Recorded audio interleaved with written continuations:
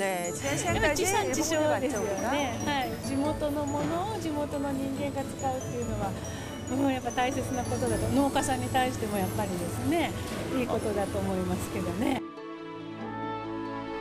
네, 자리를 제대로 잘 잡았더라고요. 우리가 벤치마킹할 게 많았어요. 그럼 이제 우리나라는 어떨까요? 궁금하네요. 이곳은 제주시 아라동에 위치한 로컬푸드 직거래 장터 직거진장입니다. 직거지는 제주어로 기분이 좋다, 흥액이 없다라는 뜻인데요. 3년 전부터 생산자들이 뜻을 모아 운영하고 있습니다.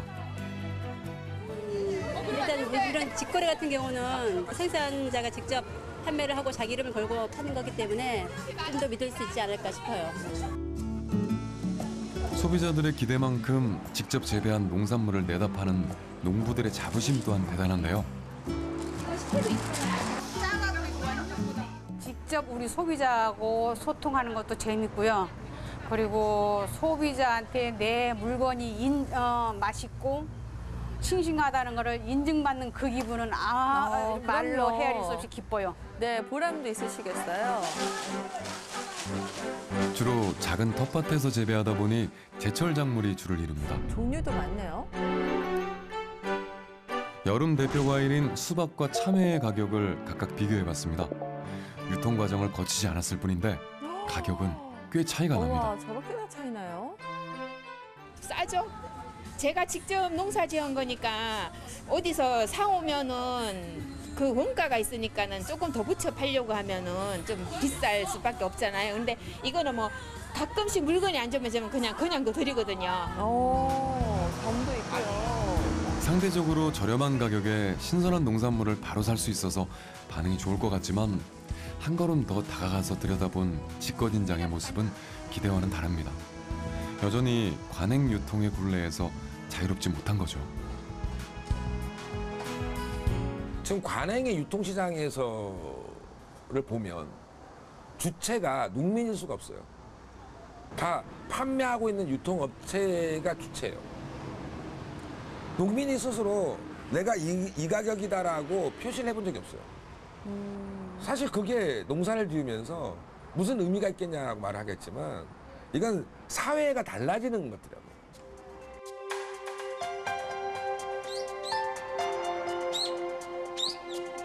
우리나라를 대표하는 겨울 과일, 제주 감귤의 유통 과정을 추적해봤습니다.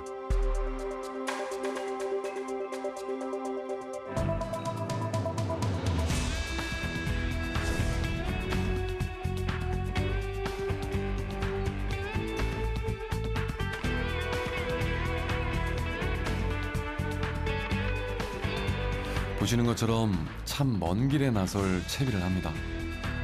이 과정에서 전문가들은 소비자들이 알 수 없는 유통을 블랙박스라고 부릅니다.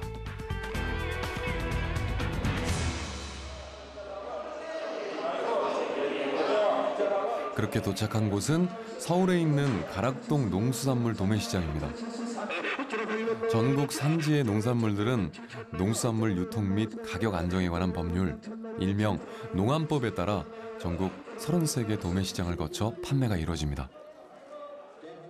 이제 농산물이 산지에서 반입이 되면 이제 뭐 감귤이 됐던 복숭아가 됐던 포도가 됐던 여러 품목들이 새벽 2시부터 경매가 이루어집니다. 그러면은 도매가 이루어지고 나서는 이제 각 소비자들한테 다시 판매가 이루어지는 그런 시스템으로 보시면 됩니다. 농산물은 다시 역으로 내려갈 수도 있습니다. 그럴 수도 있네요. 이 감귤은 전국 각지로 흩어져 소비자들에게 판매되는데 그중엔 제주로 다시 내려오는 것도 있습니다. 그 거리가 무려 왕복 900km에 이릅니다. 제주도 한라산을 가로질러 남북 거리가 40km가 채 안 되는데 900km. 이 먼 거리를 돌고 돌아 먹어야 된다는 게 이해가 되시나요? 이 유통에는 함정이 숨어 있습니다. 누가 어떻게 만들었는지 모르는 정체불명의 먹을거리라는 것이죠. 과연 선택의 문제일까요?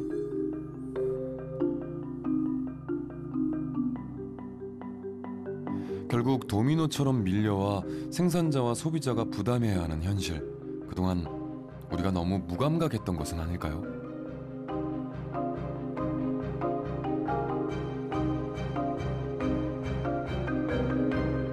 현재 농식품 체계라고 하는 것은 소비자하고 농민에게 전혀 유리한 시스템이 아니다. 이 문제는 왜 발생이 왜 이렇게 됐느냐. 그러니까 관행화된 유통 채널 속에 그냥 그대로 빠져들어다 보니까 일종의 이제 악순환 속에 이제 들어갔다. 이 악순환에서 빠져나올 수 있는 방법이 뭐냐? 농민 혼자 빠져나올 것이냐? 아니다. 농민이 빠져나오게끔 하기 위해서는 소비자와 함께 해야 된다. 그래서 바로 이제 그런 면에서 이제 이제 지역이라고 하는 이야기, 관계라는 이야기가 이제 나오게 된 거죠. 이곳은 전라북도 완주군의 한 농가입니다.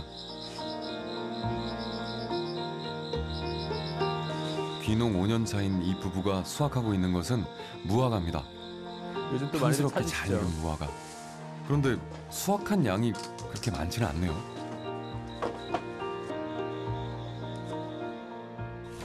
이 정도 양 가지고 어디 도매시장 못 가요.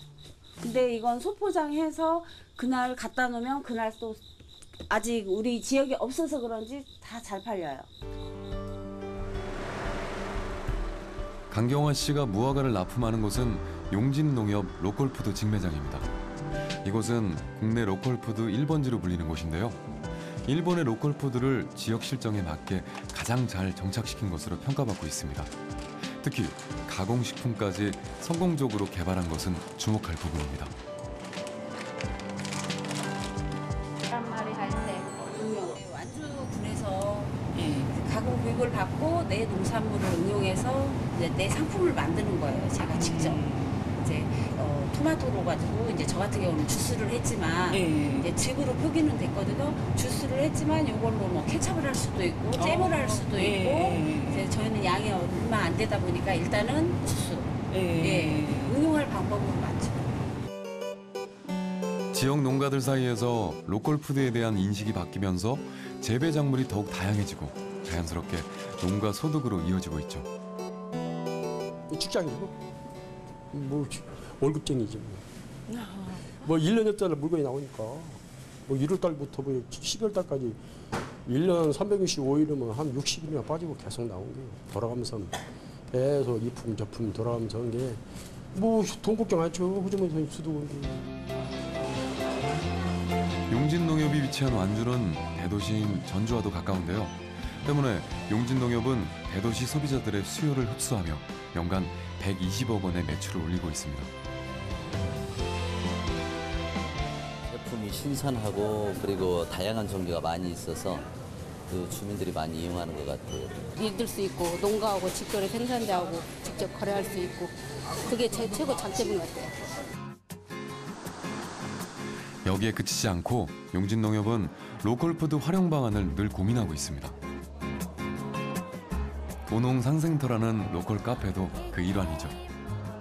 상품 가치는 조금 떨어지지만 맛은 똑같은 제철 과일로 식음료를 선보이면서 재고량은 줄이고 소득은 높이는 일석이조의 효과를 거두고 있습니다.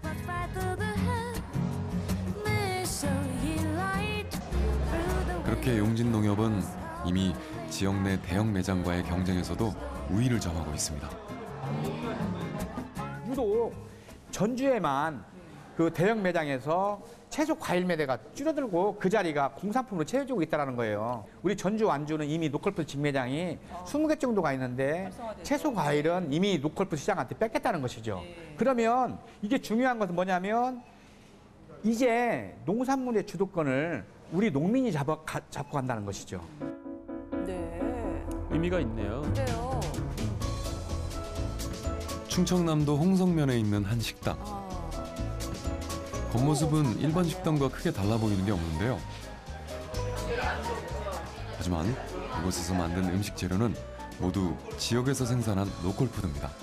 맛있겠어. 충남에서는 도내 식당을 심사해 최소 60% 이상의 지역 농산물을 사용하는 식당에 미더유 인증을 주고 있습니다. 지금까지 45개 미더유 인증 식당이 운영되고 있죠. 미더유. 그 특식이 달랐네요. 로컬푸드 활성화를 위해 미더유 인증을 도입한 충남연구원은 앞으로 100여 곳까지 늘려나갈 계획입니다. 괜찮을 것 같고요. 실질적으로 외식업체를 지원해 주는 걸로 보이지만은 그 내면에는 농가를 위한 사업인 것이죠. 외식업체의 어떤 시스템을 이용을 해서 지역의 농산물을 소비를 더 많이 촉진하는 역할을 하기 위해서 이 제도가 일어나는 것이고요. 지역의 어떤 소비자가 로컬푸드를 최대한 소비할 수 있다는 자체가 그것이 본인에게도 도움이 되는 것이고 생산자에게도 도움이 되는 것이고 지역을 발전시키는 어떤 운동력이 될 수도 있다고 생각이 들어요. 하지만 단순히 로컬푸드 소비 촉진에 그치는 것이 아닙니다. 우리가 만난 이동영 씨는 미더유 인증을 과감히 반납했습니다. 무슨 사연이 있는 걸까요? 부재료는 이제 로컬푸드 재료를 사용할 수 있었는데 원재료인 이제 국수의 밀을 호주 수입산을 쓸 수밖에 없었던 현실 때문에 그것을 이제 충남밀로 바꾸고자 싶은 마음 때문에 잠시 닫고 있습니다. 네. 그렇습니다. 그는 국수에 들어가는 밀을 만들기 위해 직접 충남밀을 생산하기로 했습니다. 이를 위해 일일이 마을을 돌아다니며 이장들을 만나 밀 재배를 설득했죠. 사실 충남은 40년 전 밀의 3대 주산지였습니다.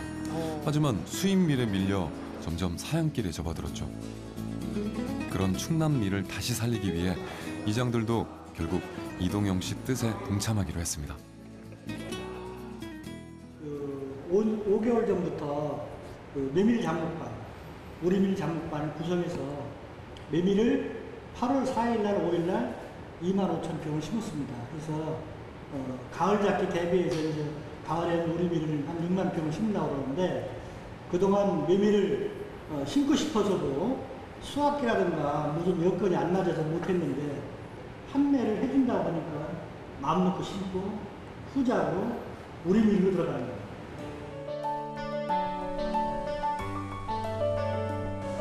밀 생산과 안정적인 판매처가 확보되면서 충남밀의 명성을 되찾는 일은 결코 이룰 수 없는 꿈이 아닌 현실이 되어가고 있습니다.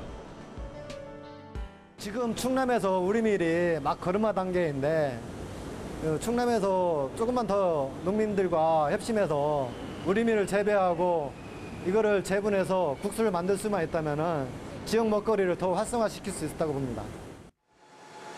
이들에게 로컬푸드는 더 이상 생산하고 소비하는 차원의 문제만은 아니었습니다. 수입밀의 소비가 늘어나는 만큼 이제 자국 밀의 그 산업 기반이 줄어드는 거예요. 로컬푸드는 농업 정책으로 지켜야 되고 농민이 그 작물을 고집해야 되고 이런 게 아니라 자연스럽게 그 지역의 소비자분들이 다시 지역 밀을 그렇게 아주 자연스러운 생활 속에서 소비가 되는 것을 목표로 하고 있는 거죠. 네네. 지금으로서는 한 2020년, 한 3년 정도 뒤에는 이제 충남밀로 국수를 만들 수 있을 것 같습니다.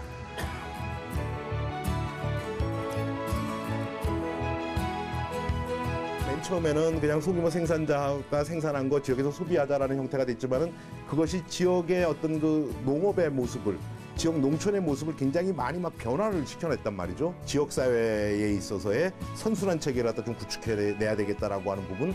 어쨌든 이제 그러한 고민들이 이제 상당 부분 이제 나아가는 이제 성과를 거뒀다라고 이제 볼 수가 있습니다.